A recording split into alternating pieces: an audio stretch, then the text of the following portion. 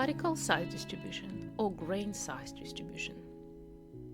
How do we build the distribution? How we measure the size of each of the particle? Let's talk about this in this video. Particle size distribution or granulometry is a measure of the size of each particular particle and its distribution in the whole set of your grains which you measure. So for example, if you take heaps of material, for example 100 gram, and you will sieve it through and you will record on which category of your class you have how much percentage of the grains. It could be by weight, could be by volume. Sometimes we use methods, we can figure out the surface area of the particles using some formulas.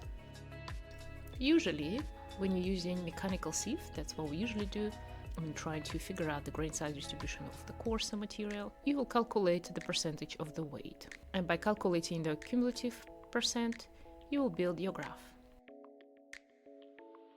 So if we take our 100 gram and we'll sieve it through our stack of sieves, we'll see, for example, that sand fraction will be 50% of my material. Everything coarser will be 30%, and everything finer than the sand will be the rest of the percentage. And I will plot it on my graph and build the grain size distribution curve. Of course, the more points you have on this curve, the more precise, more detailed your curve could be. If you only sieve everything coarser, for example, than 2 millimeters, you do not see how much boulders or pebbles or other size particles, coarser sand, finer sand you have. But if you use the standard sieve with all the reference points in particular size, you'll have more precise grain size distribution. Here you can see that we have a stack of sieves, and everything that left on the mesh, it will be the grains that didn't fall through the mesh, so it will be coarser. You will collect all this material, weight it precisely, and then you will calculate a percentage of it of the whole volume of your material. It works very well for coarse material, dry material. For example, if we're going to look on some river material, sand on the beach, or for example glacier material will work quite well. However, when I'm going to go in the finer fraction, I might meet some complications. For example, finer clay particles are going to stick to the coarser silt particles or to the coarser sand particles, and I will need to somehow separate them or wash them out. People use different other methods, for example, wet sieving. So when you sieve in exactly the same way, but you just constantly run the water through the mesh and the sediments, and the coarser grains obviously will stay on the mesh and everything finer with the water will wash through, and then it will stuck on some point somewhere on a finer mesh. It's quite hard method because you need to make sure that with the running away water you do not losing any of the material. That is why we develop other methods for finer material for silts and clays. I'm going to use the liquid, so I will probably sieve out everything coarser than fine sands, for example, or coarse silts. Depends how clear my grains are. Everything finer, I will use the technique to put my material into the water. Sometimes we use some dispersion solution which can help to separate some separate particles, specific particles that may be chemically or physically glued together by the forces of attraction of the surface charge on the particles. That's what's happening with the clays. Usually we use the solution of the Calgon, solution of the sodium hexametaphosphate, and just cause the ions that tend to stay stuck together to neutralize them, so the finer clay particles doesn't tend to stick together. So commonly this name comes from calcium gone, the soften of the water. However, we use it very commonly, a very weak solution to process clays or silts in a lab. It doesn't cause dramatic effect on your original grain size distribution, so it's very common practice. Prepare your material in the water, and you will put it in a long tube, usually it's about 1 meter height, and you will wait for material to settle down through the column. And it's based on a general assumption in a law called Stoke's law about how the particles falling down through the medium, through the water in our case. And usually we use just normal water, clean water, depends on your particles, but for the fine silts and clays, that's good enough. After some time, the coarser grains start settling on the bottom, then finer, and depends on the size and resistance in this laminar flow of the column of the water, all the grains will eventually settle down. Figure out how long it takes for the material to settle down. And then from that, using formula, you can calculate the distribution of the grain size in this particular sample. You can use the hydrometer, so it's this little floating device which will measure the density reduction. It's a basically simple function of the settling velocity, which after you measure, you can, with time, you can calculate, you can build the density variation curve and then calibrate it to your grain size distribution curve. You can see it's presented on this image where with time our hydrometer is dropping down. Some people also use the sedimentation balances, so at the bottom of your column you have the weight. The weight obviously will increase with time, and by recording it with time you can build your, again, settling velocity curve and then change it for your grain size distribution curve. Whatever methods is more suitable for you, it depends on your grain size, how much time you have, or what precision you want to find, what equipment you have on your hands, and so on.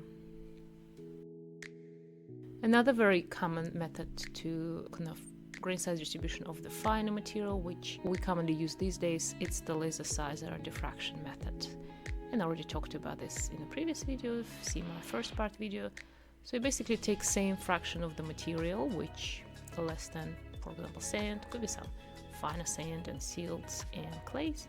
Again, make sure that your particles not sticking together, because in the water they might flow like clumping or agglomerated together. Depends on chemistry if you have a lot of clays, or if this material come from environment where material will stay intact for some time. So for example, if you go on the beach and we know that the grains they're being moved against each other from different distances, brought together and moved against each other and it's constantly washed with the water, so the surface of this grain is quite clear, how you can see on this image. But if you have something like landslide material, something that didn't have long travel path, material, for example, which have a lot of fines, stick together finely, for example, in very fine lake material, sediments, you will be investing your time into trying to take apart the particles.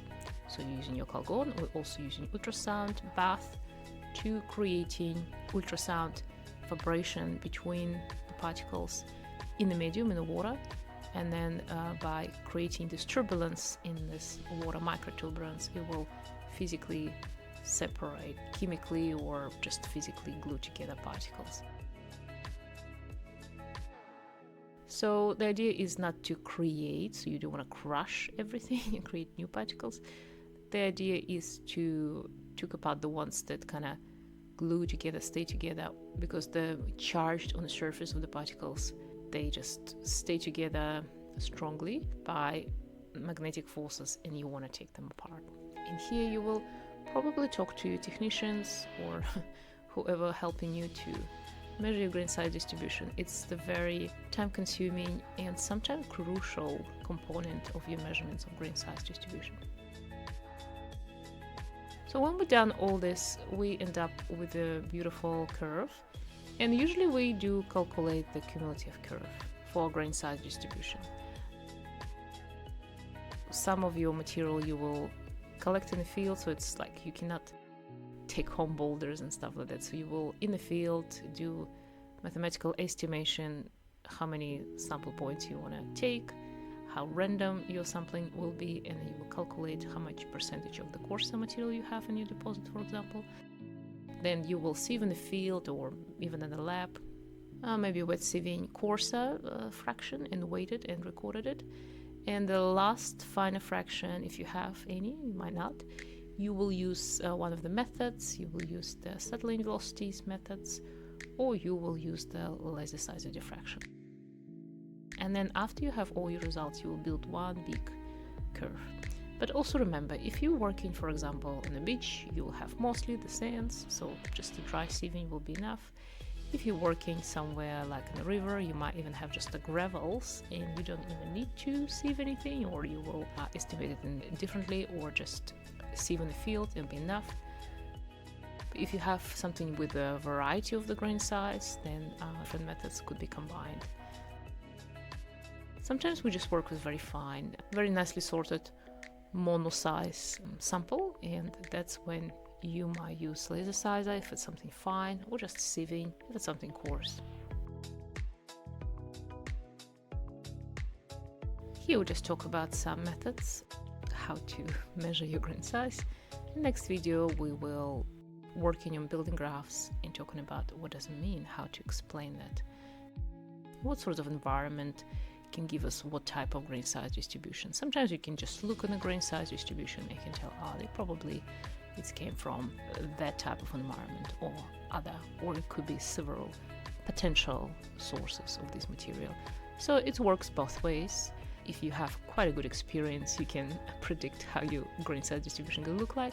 Sometimes it's totally unknown. And there is also things like, depends on the measurement techniques, how they trying to separate the particles, what the type of curves they end up, and how correct it is. It might be not as important at some points, plus minus within the error, but sometimes it may be importantly crucial for your research. It might totally change your understanding how material was created, or what's happened with it before it was deposited and sampled by you. So stay with me, and it's a very interesting and important part in research, which seems very simple in basics for geologists or geographers, and people discard it, or they don't think what is behind this method, why it's important to do it this way or other way, or for my material, which of the methods should I pick. So stay tuned, subscribe, and I'll see you in the next video.